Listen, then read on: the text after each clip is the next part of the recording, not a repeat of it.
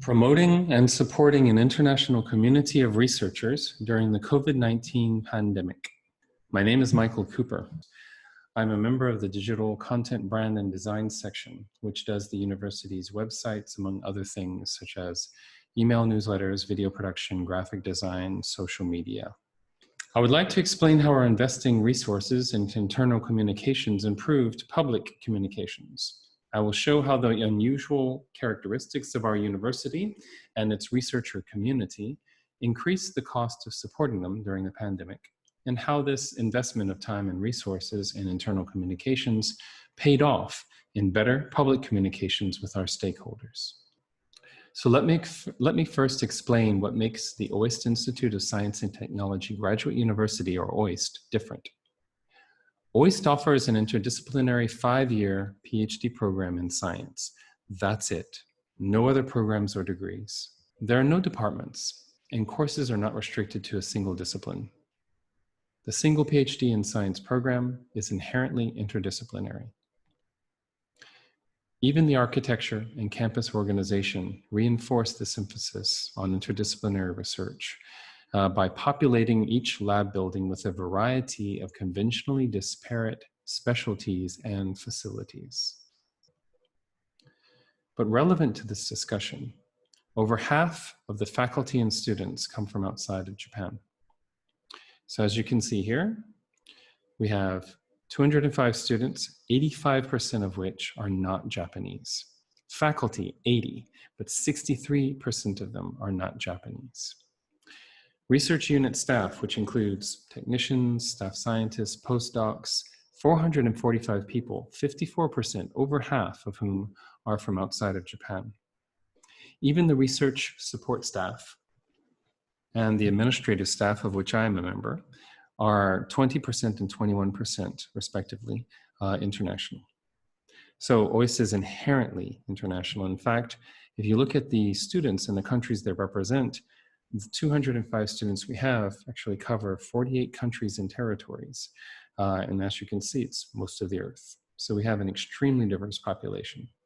And as I wanted to stress, it's mostly non-Japanese. All education and research on campus is conducted entirely in English. Administrative members like myself, most of us have to be bilingual. But the research side and education side and the students, there's no Japanese requirement whatsoever. Needless to say, this is extremely rare in Japan, and OIST is the only university of its kind in the country. But in addition to the mission of doing research and education, OIST has a third. OIST was created by the Japanese government to contribute to the sustainable and autonomous development of Okinawa, an island destroyed by war and set back by decades of occupation. The political background of our university is very relevant here. Okinawa was mostly destroyed at the end of World War II. It spent the next 30 years under US military rule. The main island has a smaller land area than Los Angeles, but in 2011, US military bases still occupied over 18% of it. For many Okinawans, the military bases are like castles on a hill, fenced off from them, where foreigners speak only English, shop at large American stores, and educate their children in well-funded schools. The large number of researchers OIST recruits from all over the world brings a global perspective and creativity to this university, but it could also seem a little bit too similar to US military installations. So we open our campus every day of the year, except of course under a pandemic as it is closed right now, and make efforts to demonstrate that we are here for and are part of Okinawa in its future, that we are not an ivory tower or a castle on the hill. Of its many goals, OIST is charged with seeding an innovation hub in Okinawa, diversifying the economy, which is currently largely centered on agriculture and tourism, and helping the island become more international, global, and competitive. So our main asset is our community of international scientists. Attracting and retaining elite researchers from all over the world is key to achieving these goals. But this community of brilliant, proactive, and inventive international researchers requires extra support during a pandemic on a tiny island where the majority of them and their worried families cannot understand the language of TV or government offices. So how do we support them and at the same time facilitate their attempts to contribute to Okinawa's fight against COVID-19 and its effects? So we started with bilingual news stories to tell our community and the public our plans as the COVID-19 spread. So in the beginning, these were just updates about what is happening and what we are doing about it. But as it became clear that this would develop into a full pandemic, our senior management acted quickly to form policies and update them daily because we knew our researchers would need to get their information from us. We started with several online town halls, Zoom meetings where our leadership answered questions in real time and explained contingencies. Luckily, we were in the process of establishing a lead for internal communications. So we had someone to coordinate these meetings and compile the many executive policy decisions into coherent documents, which the digital team helped to iteratively organize and improve the display of on the websites. At first, we compiled the community's questions and answers into frequently asked questions pages. As the situation changed and the university followed the changing guidelines of the Okinawan government, the information became more and more voluminous and complex. So the new international communications lead restructured and recompiled the information. And the web team iterated through the successive versions of navigation and design to make the information easier to understand. Also, since the internal communications lead is not bilingual, we also had the task of mirroring everything in Japanese in collaboration with our translating team.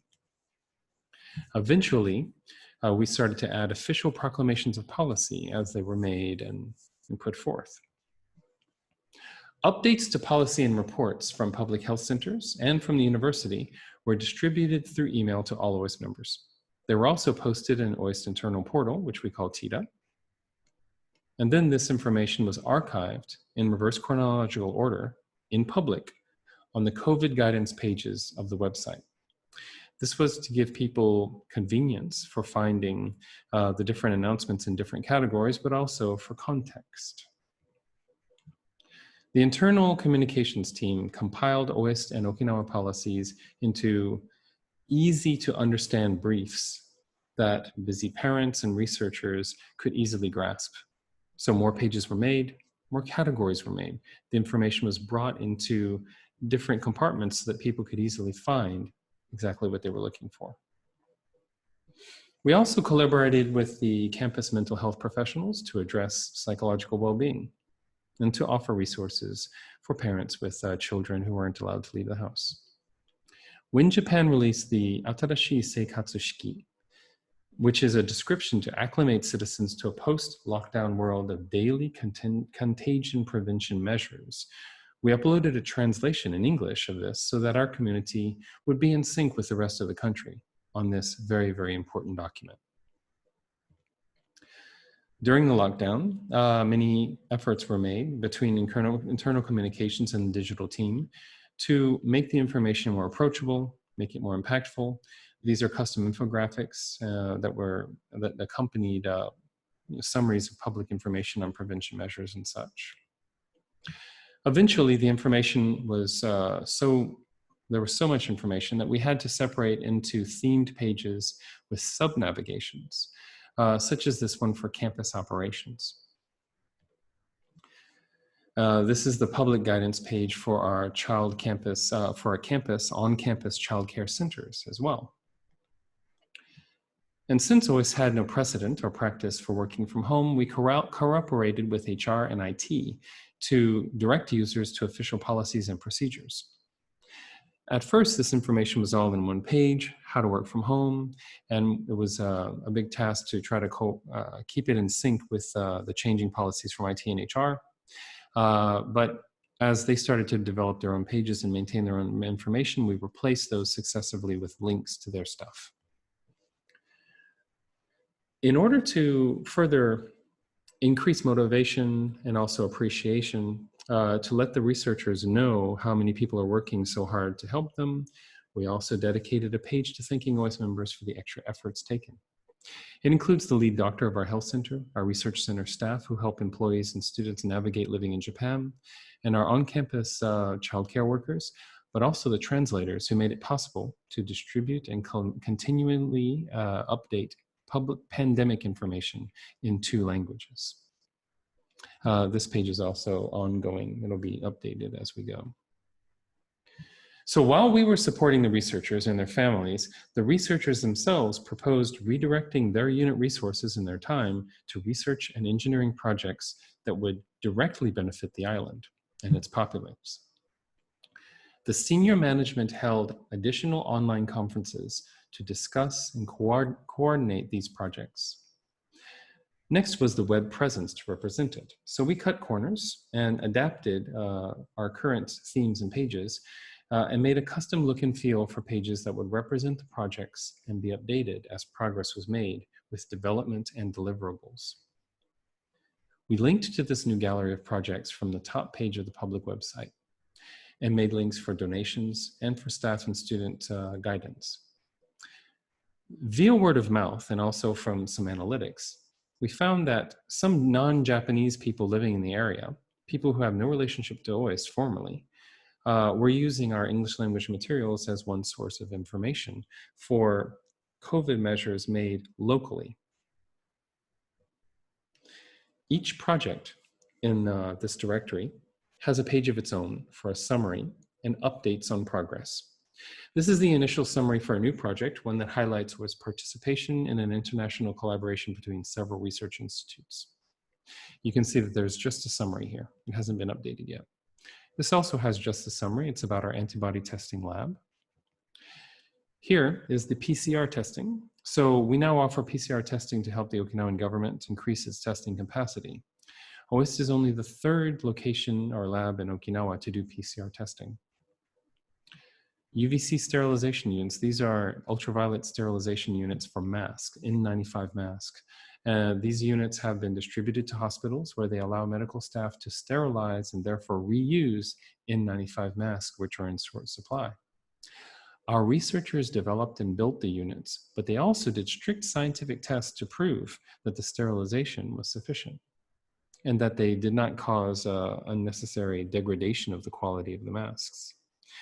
You can see here that we structure these special pages to add updates to the top, to highlight progress, such as deliveries to hospitals, and to introduce additional materials like videos. This manufacturing masks with a cotton candy machine. This is a very popular project and received a lot of international and domestic attention. One of our faculty members borrowed a cotton candy maker from a neighbor and figured out how to hook up a car battery and make electrically charged non-woven fabric that could be used to make N95 quality masks. Of course, his lab also did scientific tests to show that the fabric actually can filter the viruses. The alcohol-based gel project is an example of how important it is to have Japanese native liaisons to help the researchers navigate local regulations and government. Our students and researchers formed the project and quickly made progress in making gallons and gallons of hand sanitizer. But we found that Japanese regulations do not allow us to distribute sanitizer.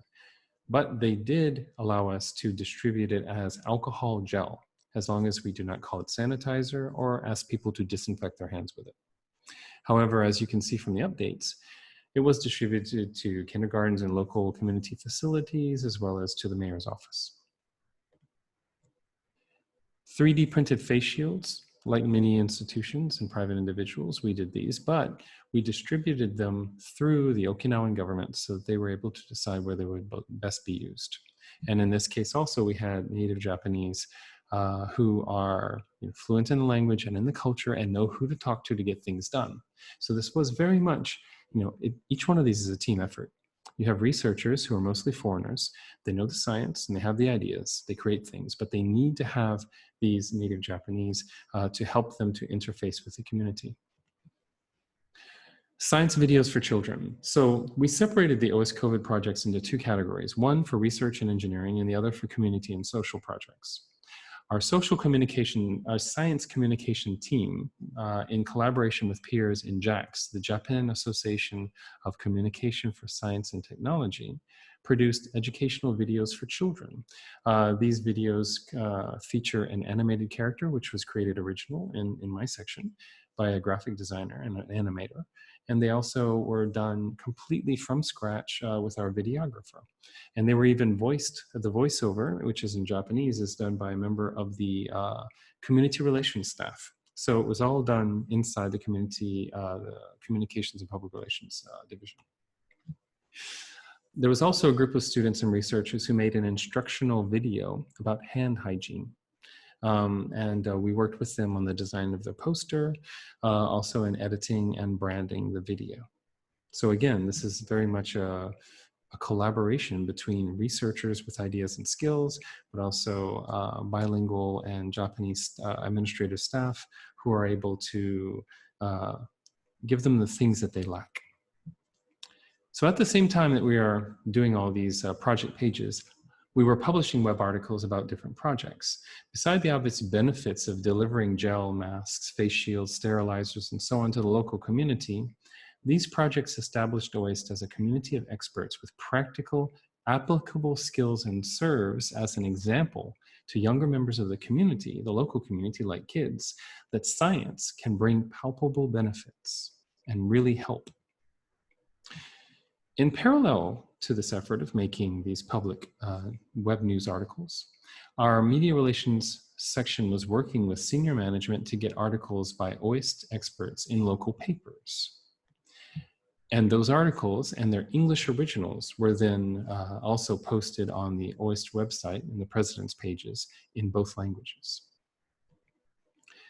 The project pages, the website articles, and the local newspaper articles were all coordinated as much as possible to present the university in a good light, but also to help the local community and the prefectural government. One concrete example of this is the modeling project for the spread of COVID-19. Most modeling projects that are done in Japan are centered on Tokyo, in that region. But we were about to release the results of one of our faculty members' mathematical modeling of how the virus could spread in Okinawa and the possible fatalities that might result from different scenarios. Before we released the articles, an OIST government liaison brought the results to the prefecture as a preview. In the end, the prefecture released anti-contagion measures right before the modeling results were published on the OIST website, and a special editorial by the president appeared in the local paper, giving this news. The university's leadership and experts were seen as supporting responsible local government policy and resulting in a positive PR effect for both the prefecture and the university. Another example, something that also came from this, probably, is that the president's articles and the visible research and development done by OIST established the university as a source of expertise in this crisis.